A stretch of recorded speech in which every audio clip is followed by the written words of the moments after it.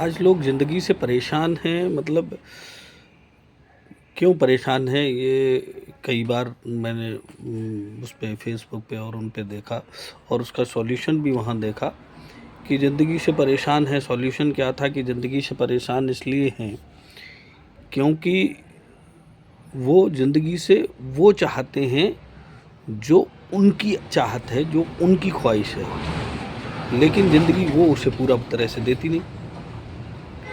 अब वो परेशान नहीं रहें, इसके लिए क्या सॉल्यूशन बताया गया? इसके लिए ये सॉल्यूशन बताया गया, जितनी तुम्हारी ज़रूरत है वो ज़िंदगी तुम्हें देगी, कैसे न कैसे देगी, जितनी तुम्हारी ज़रूरत है।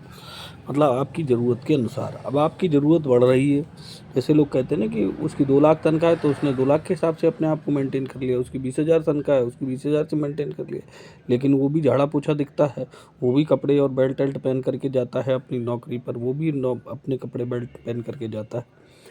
तो जिसकी जैसी ज़रूरत है, यदि उसकी ज़रूरत है तो वो ज़िंदगी उसे देगी, लेकिन ज़िंदगी उसकी चाहत को कभी पूरा नहीं कर पाएगी, क्योंकि चाहत कभी ख़त्म ही नहीं होती। अब लोगों ने मुझसे कहा कि ये फ़िलॉसफ़ी आप क्यों नहीं रखते, आप भी तो बड़े परेशान रहते हैं।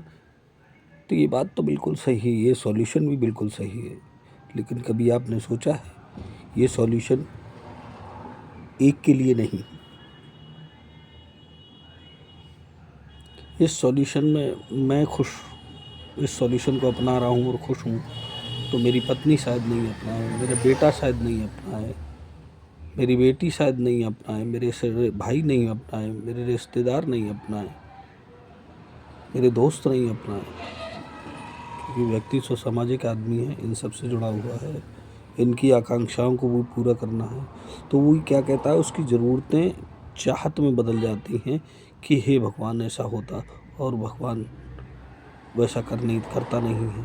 भगवान कहता है तेरा तुझको दिया, तेरे बेटे का तुझ उसको देंगे, तेरी पत्नी का उसको देंगे, तेरी बेटियों का उसको देंगे, भाइयों का उसको देंगे।